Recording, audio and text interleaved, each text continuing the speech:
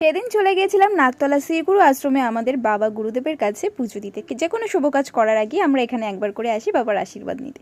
তারপর কুদঘাটে বৌদি ভাইকে ডেকে নিই আর বৌদি ভাইকে সাথে নিয়ে চলে যাই ব্যাগের দোকানে একটা ব্যাগ কেনার জন্য।